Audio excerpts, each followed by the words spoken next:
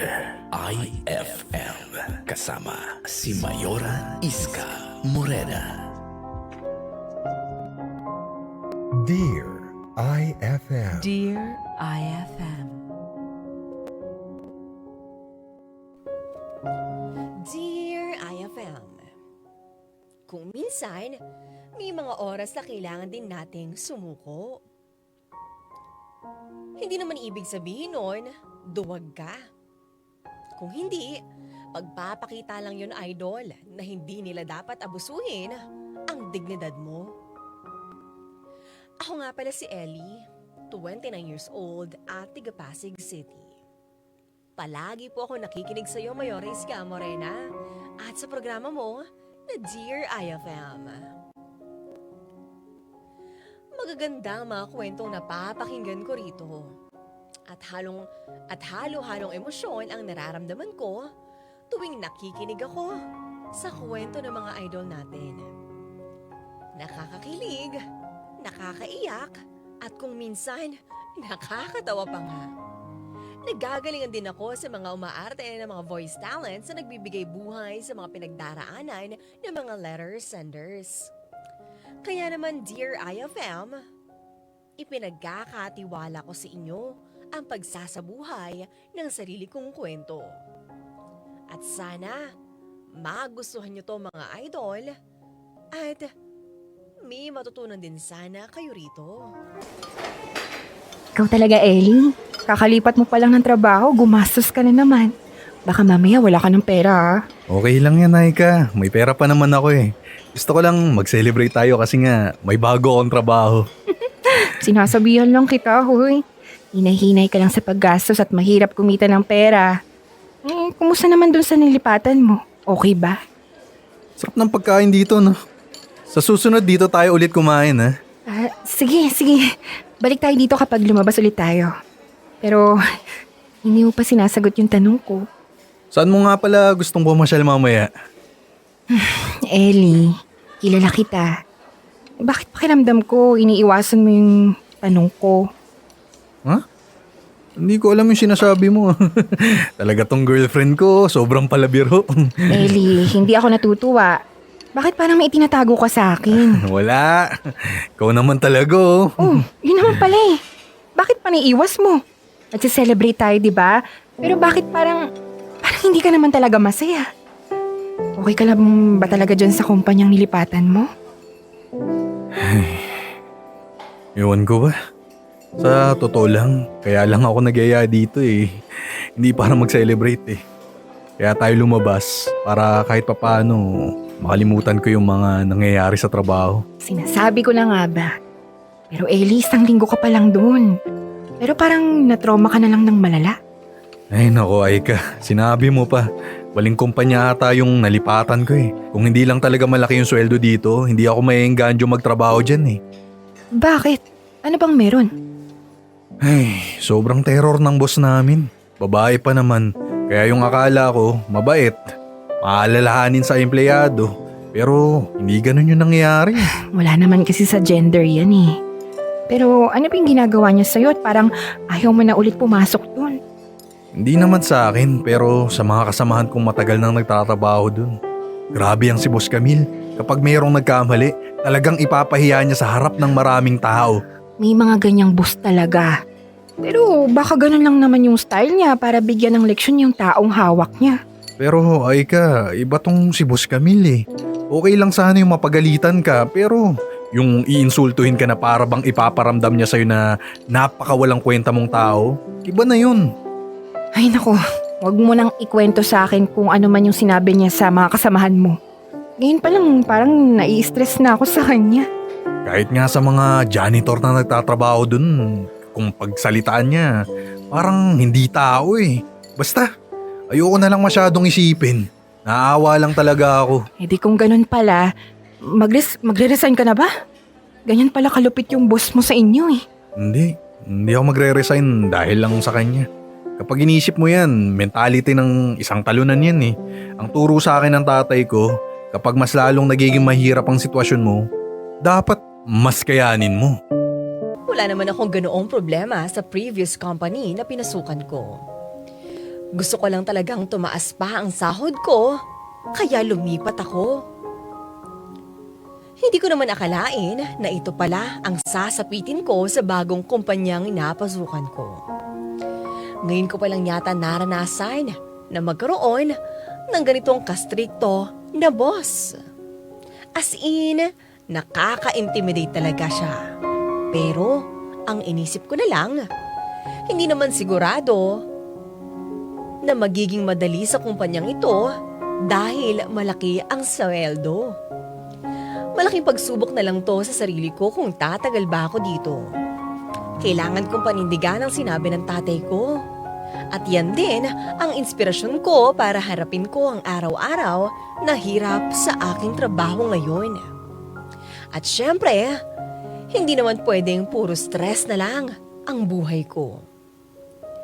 Pagkatapos ng matinding bakbakan sa trabaho, dapat may oras din ako para sa sarili ko at sa taong mahal ko. Ang ganda ng pinanood natin sa sinehan, no? Oo nga, Ellie. Ang ganda nun. Panoorin ulit natin yun, ha? Ano ka ba? Wala na akong pera. Tsaka ibang pelikula naman yung panoorin natin. O sige, mamaya manood ulit tayo. Ibang pelikula naman. Kain na lang muna tayo at nagugutom na ako. Yun! Ililibre ako ng girlfriend ko. Masaya to. Nagbitin kasi ako sa weekend natin eh. Kahapon puro tulog lang tayo sa bahay. Oo nga eh. Pero wag mo nang isipin yun. Yung tulog, kailangan din natin yun. Kaya wag ka namang hinayang. Kaya sulitin natin yung Sunday natin, ha? Oo nga. Saan ba tayo pwedeng kumain? Gusto ko yung masarap ah. Ellie, anong ginagawa mo dito sa mall? Boss Camille. Kayo po pala yan. Bakit? Ibang tao ba niisip mo yung kinakausap mo ko? Hindi naman po. Boss, si Aika po, girlfriend ko. Hello po. Hindi ko tinatanong kung anong pangalan ng girlfriend mo. Ang tinatanong ko, ano yung ginagawa mo dito sa mall? Namamasyal lang po kami ng girlfriend ko, boss. Sunday naman po weekend, kaya wala pong pasok. So excuse ba yun? Paano kung may ipapagawa ko sa'yo at hindi mo magawa dahil namamasyal ka dito? Baka nakakalimutan mo. On-call din ang trabaho niyo sa akin. Opo, naiintindihan ko po. Ngayon lang, nagpapaalala lang naman ako. Hindi mo rin masasabi, baka mamaya tumawag ako at baka may ipagawa ako. Boss, kasama ko po yung girlfriend ko eh. Baka po pwede ko namang sulitin yung rest day ko. Wala naman ako sinasabi na huwag mong gamitin yung rest day mo. Nagpapaalala lang ako na pwede akong tumawag at pwede ako na maipagawa sa'yo. At isa pa, maagang pasok bukas. Alam mo, mas maganda siguro kung nagpapahinga ka na sa bahay nyo. Tama ako, di ba? Sige po, boss. Kita na lang po tayo bukas. Good, sige. Mamasyal na muna kayo at kasama ko ang family ko. Ang kapal naman ng mukha ng boss mo. Nanggigigil ako. Aika, kung maingay. Baka marinig ka niyan. Pakailan ko ba kung marinig ako ng bruhang yan? Grabe ang sama ng ugali. Kaya siguro kung hindi ako magtatagal dyan eh. Ganun lang talaga siya. Stricto siya sa amin para magawa namin na maayos yung mga pinapagawang trabaho niya sa opisina. Kahit na, hindi dahilan yun para mawala na yung pagiging makatao niya. Sumusobra na siya eh. Ano yun? Siya lang yung may karapatang magsaya at magpahinga? Tapos yung mga nagtatrabaho sa kanya, hindi pwede? Grabe naman siya. Wala yata puso yung babae na yun eh. Totoo lang, Mayora Iska Morena. Tama naman ang sinabi ng girlfriend ko. Hindi ko rin naman siya masisisi pagkatapos niyang makita at marinig kung paano ako tratuhin ng boss ko sa trabaho, ganun na lang ang kanyang magiging reaksyon. Pero wala akong magagawa. Ganyan talaga ang ugali ng boss namin. Wala siyang pakialam sa nararamdaman mo. Basta ang importante sa kanya, gawin mo kung ano ang inuutos niya sa'yo at maibigay mo sa kanya yung resultang hinihingi niya sa'yo. Okay lang naman sana kung ginawa niya yon sa oras ng trabaho namin. Kahit papaano, Mayora, matatanggap ko pa. Pero hindi na niya dapat sinasako pati yung rest day ko. Kaya lang, ano naman ang magagawa ng isang hamak na empleyado lang na katulad ko? Ganun talaga. ipinapagpag ko na lang yung nararamdaman kong inis ngayon. Tuloy pa rin ako, Mayora, sa pagtatrabaho sa ilalim ng terror na boss ko. Pero hindi ko akalain na meron pa pala siyang mas malalang gagawin sa akin na magpapasama talaga ng aking loob. Hello, Boss Camille. Oh, Ellie, bakit napatawag ka? At anong oras na? Bakit hanggang ngayon wala ka pa dito sa opisina? Boss, masama yung pakiramdam ko po eh. Ano naman sa akin ngayon kung masama yung pakiramdam mo? Baka po, hindi ako makapasok ngayong araw. Anong gusto mong sabihin sa akin ngayon? A-absent ka? Opo, kung pwede po sana, boss. Nako, hindi pwede.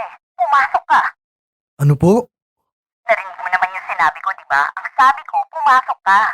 Boss, sobrang sama lang talaga ng pakiramdam ko eh. Nagsusuka na nga po ako.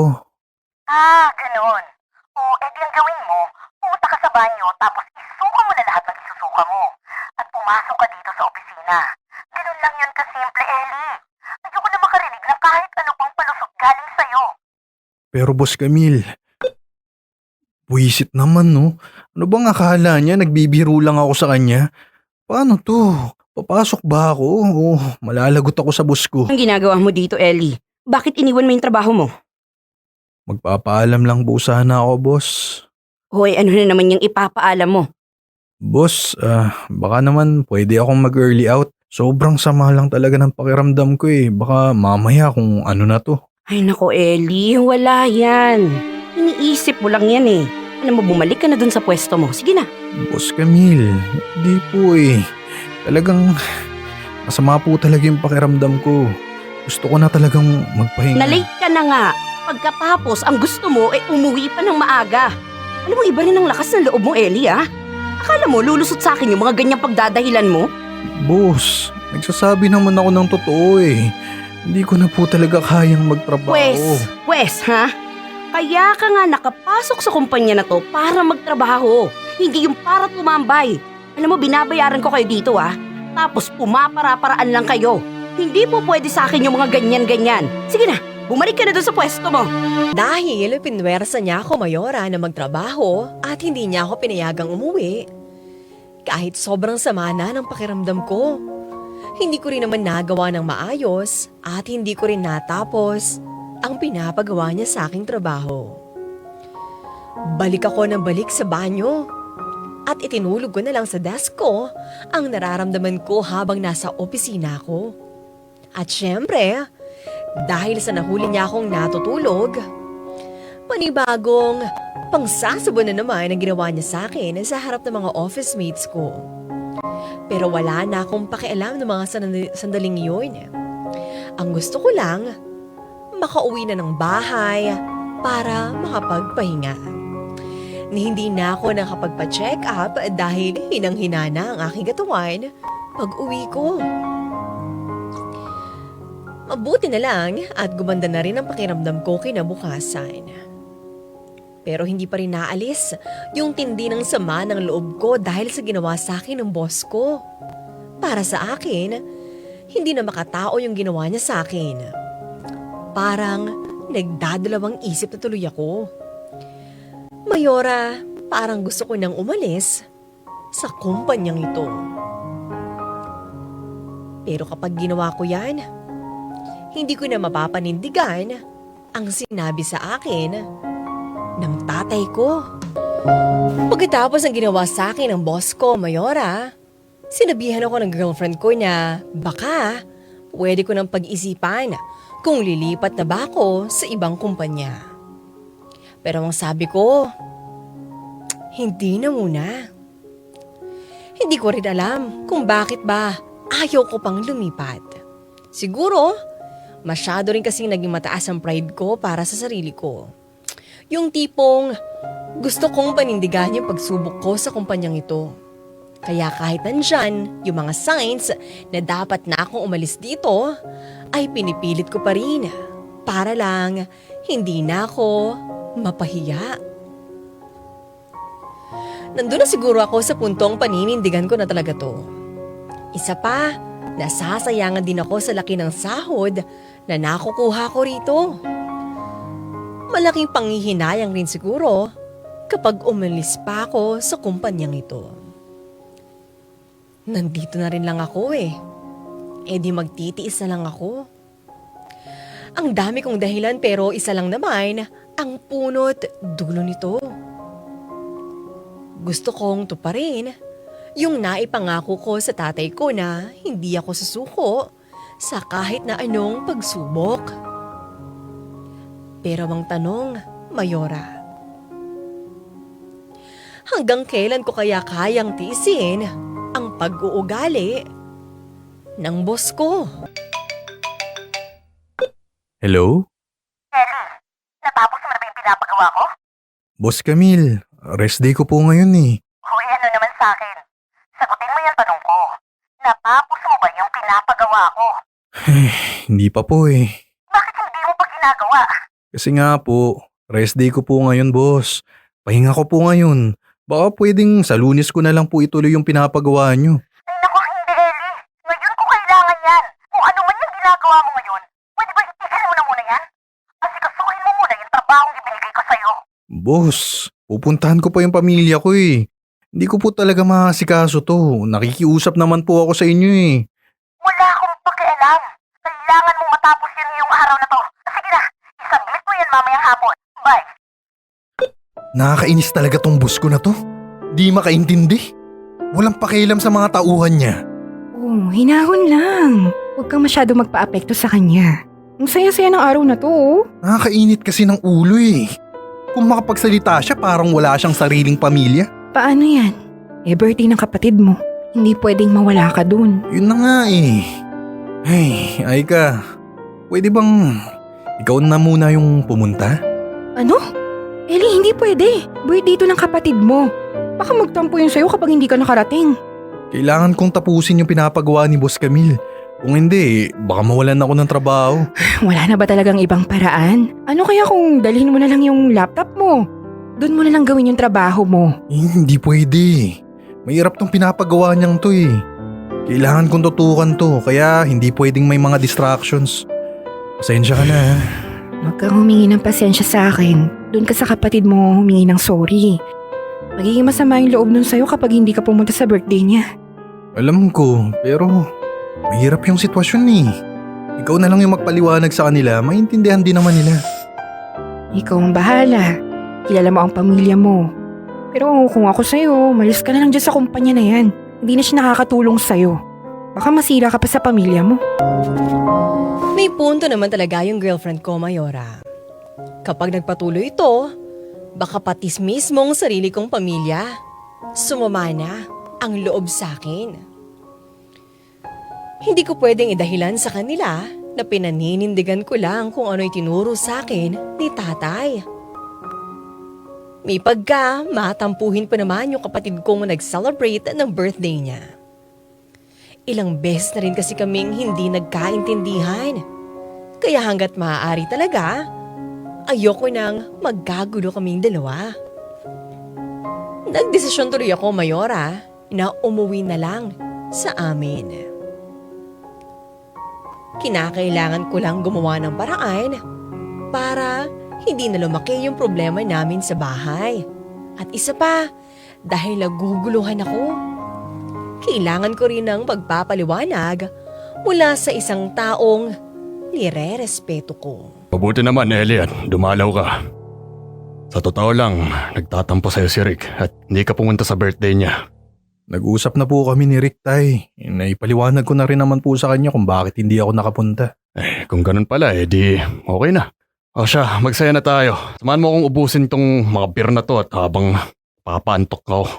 Sige po, Tay.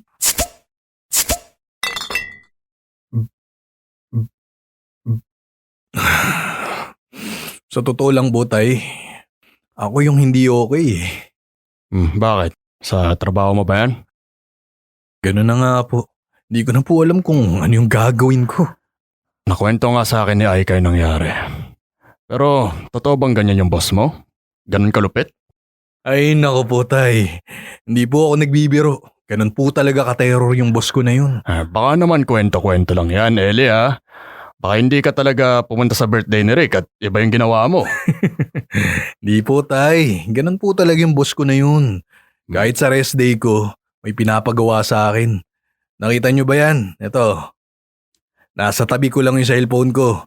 Dahil kahit anong oras, pwede siyang tumawag at may papagawa na naman siya sa akin. Teka, maputo lang ka dyan sa kinakwento mo. Napansin ko lang tong sahig natin, nanlilimad na sa dumi.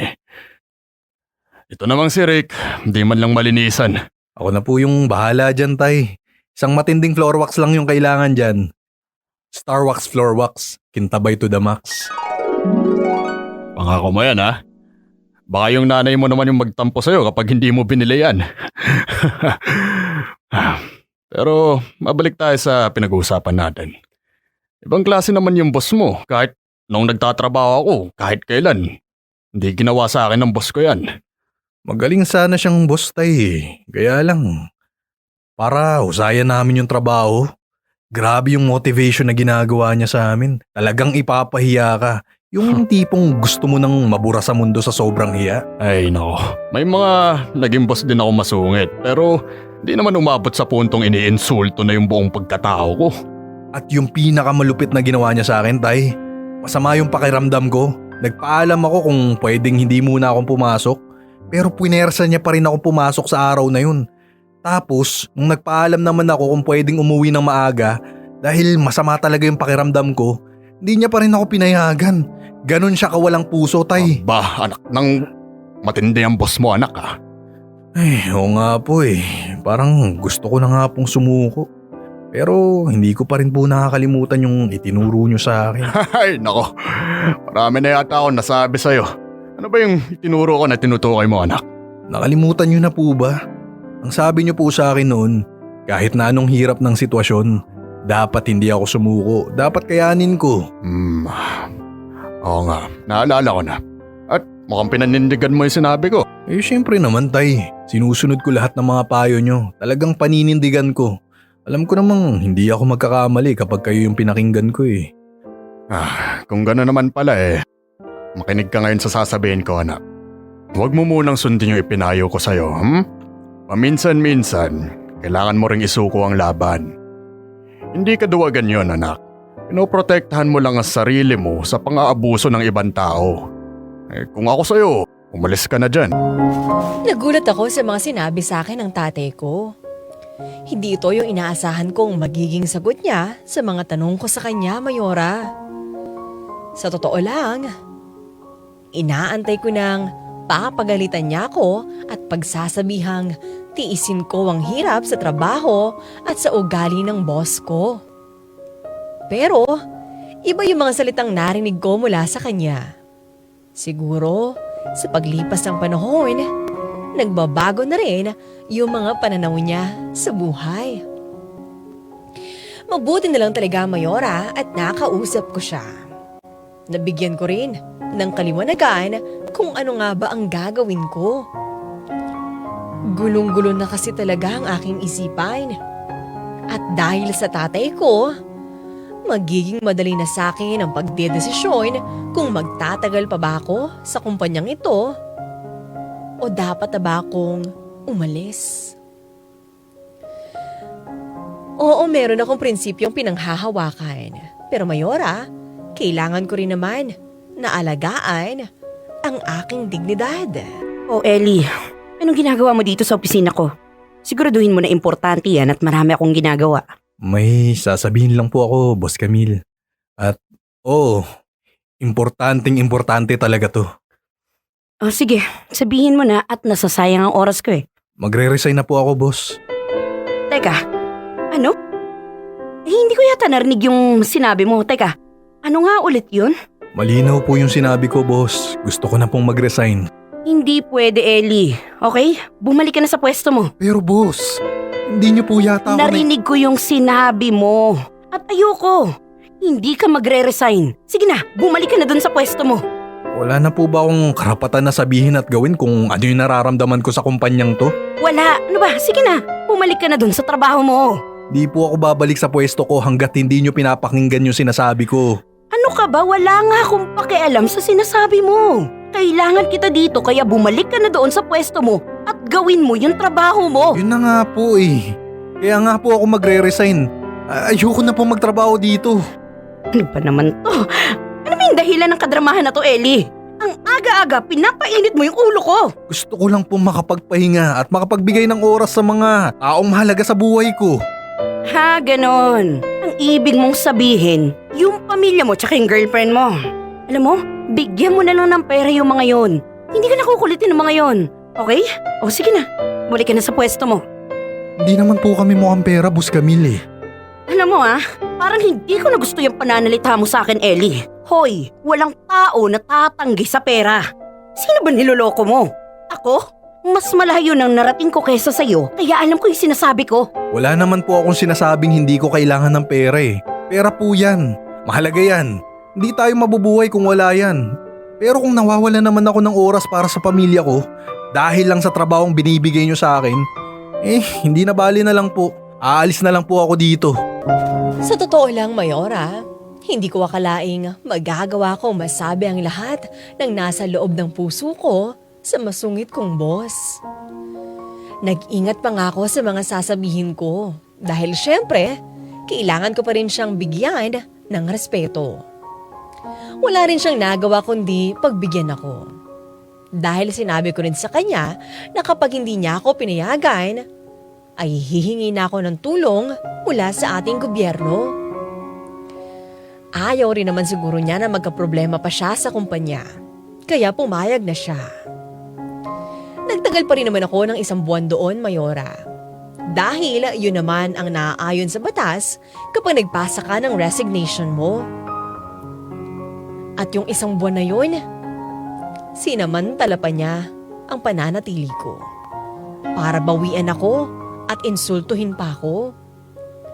Tiniis ko na lang yun, Mayora. Total 1 buwan lang naman ang aantayin ko. Hanggang sa tuluyan na akong nakaalis sa kumpanyang yun. Sa ngayon, naghihintay pa rin ako ng confirmation sa isang kumpanyang pinasahan ko ng application. Mukhang matatanggap naman ako, Mayora. At sana lang, hindi na sana katulad ng dati kong boss ang magiging boss ko dito. Sa ngayon, Mayora, hanggang dito na lang muna ang aking kwento.